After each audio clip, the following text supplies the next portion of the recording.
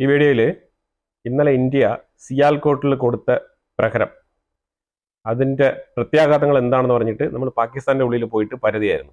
പാകിസ്ഥാൻ്റെ ഉള്ളിൽ എന്ന് പറഞ്ഞാൽ ഞാൻ നടന്ന് പാകിസ്ഥാനിൽ പോയതല്ല. പാകിസ്ഥാൻ്റെ ലോക്കൽ മീഡിയാസും റിസർച്ച് ആൻഡ് അനാലിസിസിന്റെ ഭാഗമായിട്ട് നമ്മൾ ന്യൂസ് കളക്ട് ചെയ്യുന്നത് ഇങ്ങനെയൊക്കെയാണ്. സിയാൽകോട്ടിൽ ഇന്നലെ ഇന്ത്യ നല്ല രീതിയിലുള്ള തിരിച്ചടിയാണ് കൊടുത്തത്. ഞാൻ പറഞ്ഞിട്ടുണ്ടായിരുന്നു, ഒരുപാട് പട്ടാളക്കാർ അവിടെ നിന്ന് ഓടി ഒളിച്ചെന്നാണ് കേട്ടത്. ഈ റഫായലിന്റെ വരവ് കണ്ട് ഞെട്ടിത്തെറിച്ച് ഓടി ഒളിക്കുകയാണ് ചെയ്തത്. അതിലുപരിയായിട്ട് അവരുടെ ഭാഗത്തു നിന്ന് വന്ന ആക്രമണത്തിനെ ചെറുത്തുകൊണ്ട് ഇന്ത്യ നല്ല രീതിയിലുള്ള റിറ്റാലിയേഷൻ നടത്തിയിട്ടുണ്ടായിരുന്നു. ആ റിറ്റാലിയേഷനിൽ 19 പട്ടാളക്കാർക്ക് ഗുരുതരമായ പരിക്ക്. സിയാൽകോട്ട് എന്ന് പറയുന്നത് വലിയ ഡിസ്ട്രിക്ട് പോലത്തെ സ്ഥലമാണ്. സിയാൽകോട്ട് ഡിസ്ട്രിക്റ്റിൽ തന്നെയുള്ള ഹോസ്പിറ്റലാണ് ബഷീർ ഹോസ്പിറ്റൽ. ഈ ബഷീർ ഹോസ്പിറ്റലിലാണ് ഈ പട്ടാളക്കാരെ മൊത്തത്തിൽ വെച്ച് ചികിത്സ നടത്തിക്കൊണ്ടിരിക്കുന്നത്. ഇതുമായിട്ട് ബന്ധപ്പെട്ട് പാകിസ്ഥാന്റെ ഉള്ളിൽ സോഷ്യൽ മീഡിയ മെസ്സേജുകളൊക്കെ വരുന്നുണ്ട്. ഇതുമായിട്ട് ബന്ധപ്പെട്ട് 1-2 മെസ്സേജൊക്കെ ഞാനിവിടെ ടാഗ് ചെയ്യാം, അപ്പൊ നിങ്ങൾക്ക് വായിച്ചു നോക്കുമ്പോൾ മനസ്സിലാവും. ഇതൊക്കെ പാകിസ്ഥാന്റെ ഉള്ളിൽ നിന്ന് വരുന്ന വാർത്തകളാണ്. 3 ഏരിയാസിലാണ് ഇന്നലെ സീസ് ഫയർ വയലേഷൻ എന്നുള്ള പേരിൽ അങ്ങോട്ടും ഇങ്ങോട്ടും സീസ് ഫയർ വയലേഷൻ എന്നുള്ള പേരിൽ 3 സ്ഥലത്താണ് ഇന്നലെ ആക്രമണം നടന്നുകൊണ്ടിരുന്നത്. തുടരെ ഓവർനൈറ്റ് കുപ്വാര, ഉരി, അക്നോർ ഈ 3 സ്ഥലങ്ങൾ സെലക്ട് ചെയ്തിട്ടാണ് ഇന്നലെ ആക്രമണം നടന്നത്. ഇതൊക്കെ പാകിസ്ഥാന്റെ സ്വാഭാവികമായിട്ടുള്ള സീസ് ഫയർ വയലേഷന്റെ ഭാഗമായിട്ട് അവർ നടത്തുന്ന ആക്രമണങ്ങളാണ്. അതിനെ നമ്മൾ അതിരൂക്ഷമായ നിലയിൽ തന്നെ തിരിച്ചടിച്ചിട്ടുണ്ട്. പിന്നെ പാകിസ്ഥാന്റെ ഒരു ഫ്ലൈറ്റും ഇന്ത്യൻ എയർ സ്പേസ് ഉപയോഗിക്കാൻ കഴിയില്ല. ഇന്ത്യൻ എയർ സ്പേസ് പാകിസ്ഥാൻ ഉപയോഗിക്കുന്നതിന് നിരോധനം ഏർപ്പെടുത്തിയിരിക്കുകയാണ്. അപ്പൊ അതുകൊണ്ട് ഇപ്പൊ പാകിസ്ഥാൻ ഫ്ലൈറ്റ് എല്ലാം എന്താണ് ചെയ്യുന്നത് പറഞ്ഞാൽ ചൈന ടച്ച് ചെയ്താണ് പോകുന്നത്. ചൈന ടച്ച് ചെയ്ത് പോകാന്ന് പറഞ്ഞാൽ അവർക്ക് ഏറ്റവും കൂടുതൽ എക്സ്പെൻസസ് ഉള്ള ഒരു പരിപാടിയാണ്. അപ്പൊ ഇതുകൊണ്ട് സംഭവിക്കുന്ന പറഞ്ഞാൽ ഈ ഒരു പ്രഖ്യാപനം, ഇന്ത്യ പാകിസ്ഥാന്റെ എയർ സ്പേസ് നിരോധിക്കുന്നു എന്നുള്ള വാർത്ത വന്നതിനെ തുടർന്ന് ഇന്നലെ പാകിസ്ഥാന്റെ സ്റ്റോക്ക് മാർക്കറ്റ് 3500 പോയിന്റ് ആണ് ഇടിഞ്ഞത്. ഈ 3500 പോയിന്റ് ഇടിയുക എന്ന് പറഞ്ഞാൽ പാകിസ്ഥാനെ പോലത്തെ ഉള്ള ഒരു എക്കോണമിക്ക് 3500 പോയിന്റ് ഇടിവെന്ന് പറഞ്ഞു കഴിഞ്ഞാൽ അത് ചില്ലറ പരിപാടിയൊന്നുമല്ല. ഇന്ത്യ ഒരു പ്രഖ്യാപനം നടത്തിയതോടുകൂടി ഇന്ത്യ ഇപ്പൊ അറ്റാക്ക് ചെയ്യില്ല എന്നുള്ളൊരു അവസ്ഥയിൽ നിർത്തുന്നത് കൊണ്ട് എക്കണോമിക്കലി പാകിസ്ഥാൻ വീക്കായിക്കൊണ്ടേ വരികയാണ്. കാരണം അവരുടെ സ്റ്റോക്ക് മാർക്കറ്റ് തുടരെ ഏപ്രിൽ 22-ാം തീയതിക്ക് ശേഷം ഇടിഞ്ഞുകൊണ്ടിരിക്കുന്ന ഒരു അവസ്ഥയാണ്. ഒരു രീതിയിലും സ്റ്റേബിൾ ആയിട്ടില്ല. പാകിസ്ഥാൻ ഇനി ഒരു 4-5 ദിവസങ്ങൾ കൂടി ഇതേ നിലയിൽ തുടരുകയാണെന്നുണ്ടെങ്കിൽ ഒരു പക്ഷേ അവർക്ക് സ്റ്റോക്ക് മാർക്കറ്റ് അടച്ചിടേണ്ട ഒരു അവസ്ഥ വന്നേക്കാം. അതിലൊരു തിരിച്ചടിയാണ് ഇങ്ങനെ എക്കണോമിക്കലി നമ്മൾ കൊടുക്കുന്ന ഒരു തിരിച്ചടി. ഇത് പാകിസ്ഥാൻ വിചാരിക്കുന്നതിലും അപ്പുറത്തേക്ക് പോകുമെന്നുള്ളതാണ് നമ്മൾ മനസ്സിലാക്കേണ്ടത്. ഇന്ത്യ എത്രമാത്രം ഡിലേ ചെയ്യുന്നോ അത്രമാത്രം പാകിസ്ഥാന്റെ എക്കോണമി കൂപ്പുകുത്തിക്കൊണ്ടേ പോകും. ഇന്ത്യ തീർച്ചയായിട്ടും തിരിച്ചടിക്കുമെന്ന് തന്നെയാണ് ഞാൻ പ്രതീക്ഷിക്കുന്നത്. കാരണം തിരിച്ചടിക്കുന്നില്ല എന്നുണ്ടെങ്കിൽ അത് ശരിക്കും പറഞ്ഞാൽ സെൻട്രൽ ഗവൺമെന്റിന് ഒരു വീഴ്ചയായിട്ട് മാറും. അത് ഇന്ന് മാർക്കോ റൂബിയോ ചർച്ചയ്ക്ക് വരുന്നുണ്ട്. പക്ഷെ മാർക്കോ റൂബിയോ മാത്രമല്ല, നമ്മൾ ഓൾറെഡി തന്നെ US റെപ്രസെന്റേറ്റീവിന്റെ അടുത്ത് ഓൾറെഡി പറഞ്ഞു കഴിഞ്ഞു. അതായത് ഞങ്ങളുടെ നിലപാട് ഇതാണ്, നമ്മളാണ് അഫക്റ്റഡ് ആയിട്ടുള്ള കൺട്രി. അപ്പൊ നമുക്ക് വേണം തീരുമാനിക്കാൻ. ഇന്ത്യക്ക് തിരിച്ചടിക്കാനുള്ള റൈറ്റ്സ് ഉണ്ട്, അത് വേണം അമേരിക്ക പറയാൻ. മാർക്കോ റൂബിയോ ഒരുപക്ഷെ ഈ സ്റ്റേറ്റ്മെന്റ് ആയിരിക്കും പറയേണ്ടി വരിക. ചരിത്രത്തിൽ ആദ്യമായിട്ടാണ് ഇന്ത്യക്കും പാകിസ്ഥാനും ഇടയിൽ ഒരു ഒത്തുതീർപ്പിന് വേണ്ടിയിട്ട് അമേരിക്ക ഇറങ്ങി വരുന്നത്. അമേരിക്ക ഇറങ്ങി വരുന്നെങ്കിൽ ഒരു യുദ്ധത്തിന് തയ്യാറാവുക എന്ന് തന്നെയാണ്. ഇന്ത്യക്ക് തിരിച്ചടിക്കാനുള്ള റൈറ്റ്സ് ഉണ്ട് എന്ന് പറയുകയാണെന്നുണ്ടെങ്കിൽ പോസിറ്റീവാണ് കാര്യങ്ങൾ. ഇനി അഥവാ ഇന്ത്യയും പാകിസ്ഥാനും കൂടെ ഒരുമിച്ച് നിന്ന് ഈ കാര്യങ്ങൾക്കൊക്കെ ഒരു ഒത്തുതീർപ്പാക്കിയിട്ട് ഇതിനകത്ത് എന്തെങ്കിലുമൊക്കെ ഒരു എഗ്രിമെന്റ് ഉണ്ടാക്കി മുന്നോട്ട് പോകണമെന്നൊക്കെ പറയുകയാണെന്നുണ്ടെങ്കിൽ അത് ഇന്ത്യക്ക് ക്ഷീണം ചെയ്യും, ഇന്ത്യയിലെ ഇന്നത്തെ പൊളിറ്റിക്കൽ പാർട്ടിക്കും അത് ക്ഷീണം ചെയ്യും. അത് ഉറപ്പായിട്ടുള്ള കാര്യമാണ്. ഇനി നമുക്ക് പുറമെ ഇന്നലെ അഫ്ഗാനിസ്ഥാൻ മാസ് സംഭവം ചെയ്തിട്ടുണ്ട്. ആ മാസ് സംഭവത്തിനെ കുറിച്ച് ഞാൻ പറയാം. അതിനു മുമ്പ് മിഡിൽ ഈസ്റ്റുമായിട്ട് ചെറിയ വിഷയങ്ങൾ പറയേണ്ടതുണ്ട്. അതും കൂടെ പറഞ്ഞിട്ട് നമുക്ക് അഫ്ഗാനിസ്ഥാനിലോട്ട് പോവാം. മിഡിൽ ഈസ്റ്റിൽ അമേരിക്ക ബില്യൺ കണക്കിൽ ഡോളർ ചെലവാക്കിയിട്ടാണ് യമനിൽ ആക്രമണം നടത്തിക്കൊണ്ടിരിക്കുന്നത്. പക്ഷെ അവിടെ അമേരിക്ക ഉദ്ദേശിക്കുന്ന പോലെ ഈ ഒരു യമനി ഹൂത്തികളെ അവർക്ക് ഇല്ലാതാക്കാൻ കഴിയുന്നില്ല. കാരണം വേറെ ഒന്നുമില്ല, അവരുടെ ഈ ഒരു ഗുഹ ടെക്നിക്ക് തന്നെയാണ്. ഈ തുരങ്കങ്ങൾ കുഴിച്ച് അതിൻ്റെ ഉള്ളിൽ പോയിരുന്നു കഴിഞ്ഞാൽ ഇവരെ തീർക്കാൻ വലിയ പാടാണ്. അതുകൊണ്ട് അമേരിക്ക വളരെ റെയറായിട്ട് മാത്രം ഉപയോഗിക്കുന്ന ബങ്കർ ബസ്റ്ററുകൾ കൊണ്ടിട്ട് അടിക്കുകയാണെന്നാണ് ഇപ്പൊ പരാതി എന്ന് പറഞ്ഞാൽ യമൻ തന്നെയാണ് പരാതിപ്പെടുന്നത്. അതായത് മാരകമായ രീതിയിലുള്ള ബങ്കർ ബസ്റ്ററുകൾ കൊണ്ടിട്ട് അടിക്കുകയാണെന്നാണ് പറയുന്നത്. അമേരിക്ക അത് ചെയ്യേണ്ടി വരും. ഹൂത്തികൾ ആ രീതിയിലാണ് തുരങ്കങ്ങൾ കുഴിച്ച് അതിനകത്ത് പോയിരിക്കുന്നത്. അപ്പൊ അതുകൊണ്ട് ഈ തുരങ്കങ്ങളുടെ ഉള്ളിൽ എർത്ത് പെനട്രേറ്റിംഗ് വെച്ച് അടിക്കണം. ഇല്ലാന്നുണ്ടെങ്കിൽ ഹെവി ബങ്കർ ബസ്റ്റർ തന്നെ ഉപയോഗിക്കണം. അതും 1-2 അല്ല, ബങ്കർ ബസ്റ്ററുകൾ തുടരെ ഒന്നിന്റെ മേളിൽ ഒന്നായിട്ട് ഇടുമ്പോഴാണ് താഴെ പോകുന്നത്.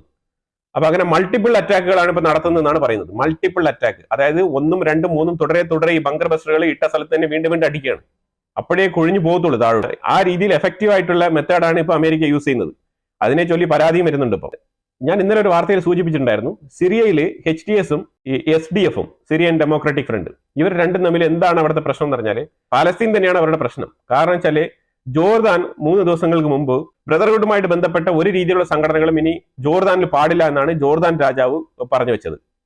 അപ്പൊ അത് എന്തിനെ സൂചിപ്പിക്കുന്ന പറഞ്ഞാൽ അത് ഇസ്രായേലുമായിട്ട് ഒരു നോർമലൈസേഷന് വേണ്ടിയിട്ട് ജോർദാൻ കാത്തിരിക്കുന്നു. അബ്രഹാം അക്കോർഡുമായിട്ട് ബന്ധപ്പെട്ടൊക്കെ വരുന്ന വിഷയങ്ങളായിട്ടാണ് കരുതപ്പെടുന്നത്. ഒരു സൈഡിൽ അത് ശരി തന്നെയാണ്. കാരണം ഈ മെയ് മാസം Donald Trump middle east visit ചെയ്യാൻ വേണ്ടിയിട്ട് കാത്തിരിക്കുകയാണ്. അപ്പൊ തീർച്ചയായിട്ടും എല്ലാ അറബ് രാജ്യങ്ങളും കൂടി, അതായത് അമേരിക്കൻ ചേരിയിൽ നിൽക്കുന്ന അറബ് രാജ്യങ്ങളെല്ലാം കൂടെ ചേർന്നിട്ട് ഒരു മീറ്റിംഗ് തീർച്ചയായിട്ടും സൗദി അറേബ്യയിൽ വെച്ചിട്ട്, റിയാദിൽ വെച്ചിട്ട് കണ്ടക്ട് ചെയ്യും. അത് കണ്ടക്ട് ചെയ്യുന്ന സമയത്ത് അമേരിക്കയ്ക്ക് വേണ്ടപ്പെട്ട രീതിയിലുള്ള ഒരു ജിയോ പൊളിറ്റിക്സ് ഇവിടെ മാറ്റാൻ വേണ്ടിയിട്ടുള്ള ഒരു ശ്രമമാണ് ഇവിടെ നടക്കുന്നത്. അതിന്റെ ഭാഗമായിട്ടാണ് ജോർദാൻ ബ്രദർഹുഡ് ഐഡിയോളജിയുമായിട്ട് ബന്ധപ്പെട്ടുള്ള ഒരു സംഘടനകളും ലെബനനിൽ പാടില്ല എന്ന് ഒഫീഷ്യലി പറഞ്ഞിരിക്കുന്നത്. പക്ഷേ പ്രാക്ടിക്കലി അത് പോസിബിൾ ആണോ എന്ന് ചോദിച്ചു കഴിഞ്ഞാൽ അത് നമുക്ക് ഒന്ന് ആലോചിക്കേണ്ട വിഷയമാണ്. കാരണം ജോർദാന്റെ ഉള്ളിൽ ഒരുപാട് പാലസ്തീനികളുണ്ട്, പകുതി മുക്കാൽ ജോർദാനികളും പാലസ്തീനികളാണ്. പിന്നെ എങ്ങനെയാണ് അവിടെ ഈ ഒരു ഐഡിയോളജി ഒഴിവാക്കാൻ പറ്റുന്നത്? അതൊരു ഡൗട്ട്ഫുൾ ആയിട്ടുള്ള ക്വസ്റ്റ്യൻ ആണ്. പിന്നെ പൊതുവിൽ ഇങ്ങനെ ഒരു പ്രഖ്യാപനം നടത്തുന്നത് പൊതുസമൂഹത്തിനെ ധരിപ്പിക്കാനും അതേപോലെ സറൗണ്ടിങ്ങിലുള്ള രാജ്യങ്ങളുമായിട്ടുള്ള ജിയോ പൊളിറ്റിക്സ് മെച്ചപ്പെടുത്താനും വേണ്ടിയിട്ടാണ് ഈ ഒരു ആഹ്വാനം നടത്തിയിരിക്കുന്നതാണ് നമുക്ക് മനസ്സിലാക്കാൻ പറ്റുന്നത്. അതുപോലെ സിറിയയിലെ അഹമ്മദ് അൽ ഷാര പുള്ളി ഇതേപോലെ ഒരു പ്രഖ്യാപനം, അതായത് പാലസ്തീനെ നിരുപാധികം തള്ളിക്കൊണ്ട് പറഞ്ഞു കഴിഞ്ഞാൽ ഒരു രീതിയിലും കൺസിഡർ ചെയ്യാതെ എനിക്ക് ഇസ്രായേലുമായിട്ട് പീസ് ട്രീറ്റി വെക്കണം, അതേപോലെ അബ്രഹാം അക്കോർഡിൽ സൈൻ ചെയ്യാൻ താല്പര്യമുണ്ടെന്നാണ് അഹമ്മദ് അൽ ഷാര പറഞ്ഞത്.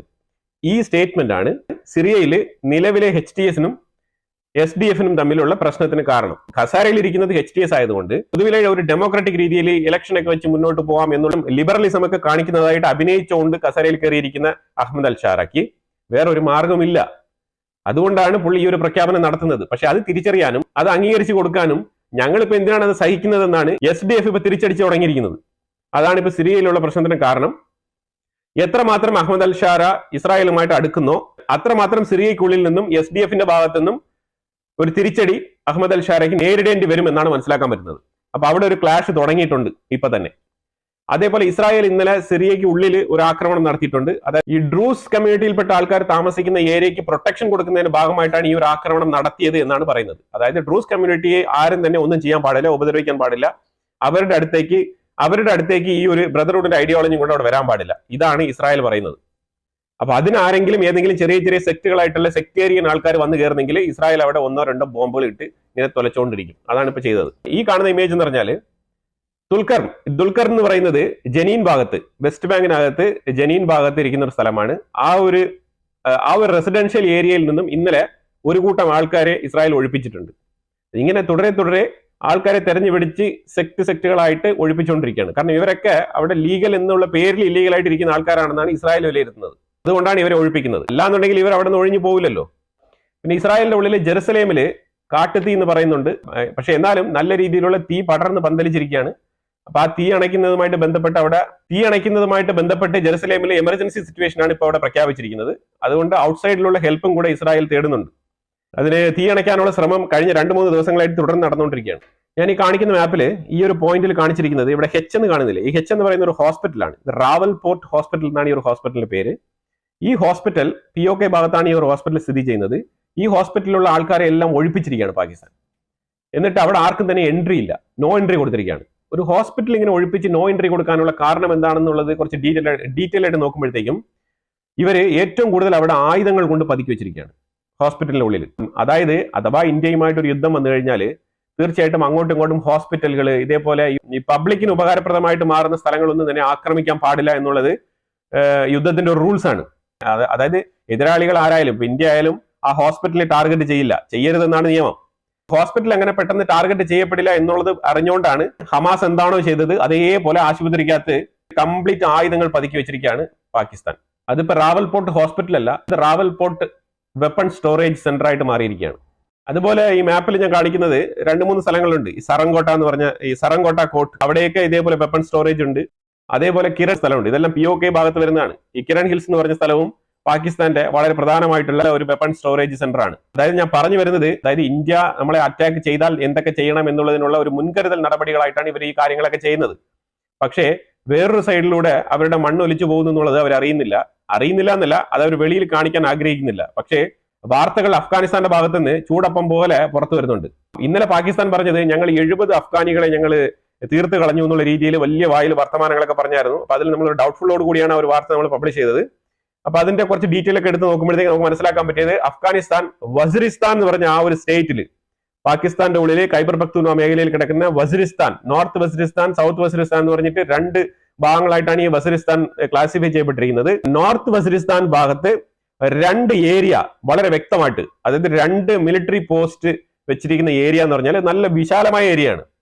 ആ അത്രമാത്രമുള്ള ഏരിയ ചുരുക്കി പറഞ്ഞാൽ ഒരു 4-5 ഗ്രാമങ്ങൾ ചേർന്ന് വരുന്ന ഏരിയാസ്, അത്രയും ഏരിയ അഫ്ഗാനിസ്ഥാൻ പാകിസ്ഥാന്റെ ലാൻഡ് പിടിച്ചെടുത്തിരിക്കുകയാണ്.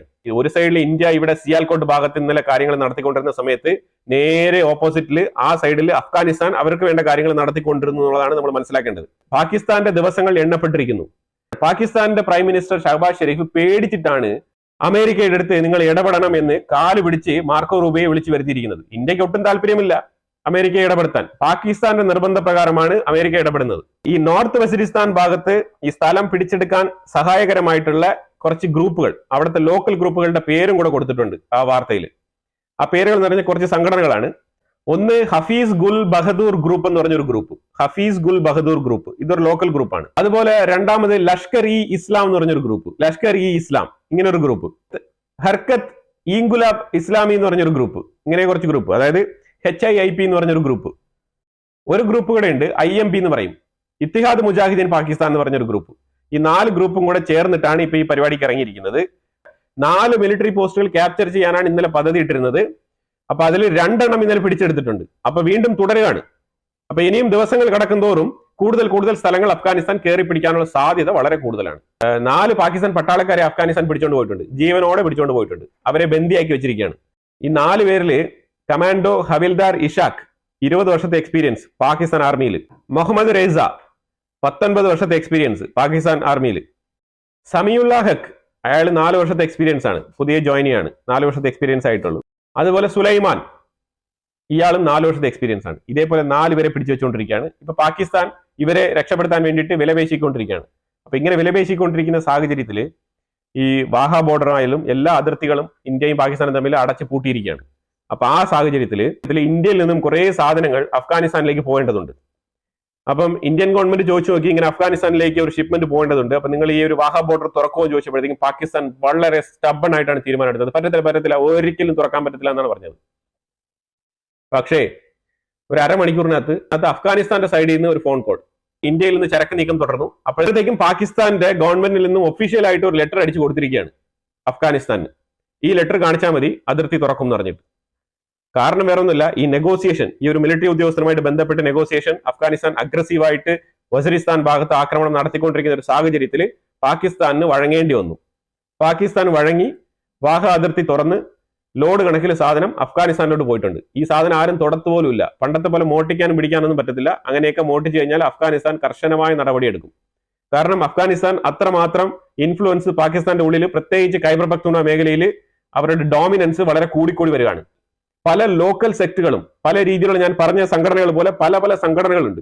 ഈ സംഘടനകളെല്ലാം തന്നെയും അഫ്ഗാൻ ഒറിജിൻ ആയിട്ടുള്ള ആൾക്കാരുമായിട്ട് ബന്ധപ്പെട്ടുള്ള സംഘടനകളാണ്. ഇത് ഞാൻ പറഞ്ഞത് എന്തുകൊണ്ടാണെന്ന് പറഞ്ഞാൽ, ഇന്ത്യക്കെതിരെ പാകിസ്ഥാന്റെ ആർമി വരുമ്പോഴത്തേക്കും അവരുടെ ഒരു സൈഡിൽ അവർ എത്രമാത്രം വീക്കാണ്, ഒരു ആർമി എത്രമാത്രം അധപ്പതിച്ചിരിക്കുന്നു, അത് ഏത് രീതിയിൽ വീക്കായിരിക്കുന്നു എന്നുള്ള ഒരു പൊസിഷൻ തുറന്നു കാട്ടാൻ വേണ്ടിയിട്ടാണ് ഞാൻ ഈ വിഷയം പറഞ്ഞത്. അതായത് അഫ്ഗാനിസ്ഥാന്റെ സൈഡിൽ പോലും അവർക്ക് ചെറുത്ത് നിൽക്കാൻ കഴിയുന്നില്ല, ആ രീതിയിൽ വീക്കായിരിക്കുകയാണ് പാകിസ്ഥാൻ ആർമി. ഈ അസീം മാലിക്കിന്റെ ന്യൂസ് ഒക്കെ ഇപ്പൊ വരുന്നുണ്ട്. പ്രത്യേകിച്ച് അസീം മാലിക്, അതായത് ISIയുടെ തലപ്പത്തിരിക്കുന്ന ആളാണ് കാര്യങ്ങളൊക്കെ ഇനി നിയന്ത്രിക്കാൻ പോകുന്നത്. അസീം മാലിക് എന്നുള്ളത് ഞാൻ 2 ദിവസത്തിന് മുമ്പ് നമ്മുടെ ചാനലിൽ വീഡിയോ ഇട്ടിട്ടുണ്ട്. അസീം മാലിക്കിന്റെ ഫോട്ടോ വെച്ച് തന്നെ നമ്മുടെ തമ്പനയിൽ ഇട്ടിട്ടുണ്ട്. ഇന്നലെയാണ് അസീം മാലിക് ഒഫീഷ്യലായിട്ട് ആ ഒരു ചുമതല ഏറ്റെടുത്തത്. അപ്പൊ ആ രീതിയിൽ നമ്മൾ റിസർച്ച് നടത്തിയാണ് കാര്യങ്ങൾ ഓരോന്നും നമ്മൾ സ്ക്രൂട്ടനൈസ് ചെയ്ത് നമ്മൾ നിങ്ങളുടെ മുന്നിൽ അവതരിപ്പിക്കുന്നത്. അപ്പൊ നിലവിൽ ഇതാണ് പറയാനുള്ള അപ്ഡേറ്റ്സ്. ഇതിനെക്കുറിച്ച് അഭിപ്രായങ്ങൾ കമന്റ് ബോക്സിൽ രേഖപ്പെടുത്തുക. കൂടുതൽ വിഷയങ്ങളുമായിട്ട് അടുത്ത വീഡിയോയിൽ വരാം. Thank you so much.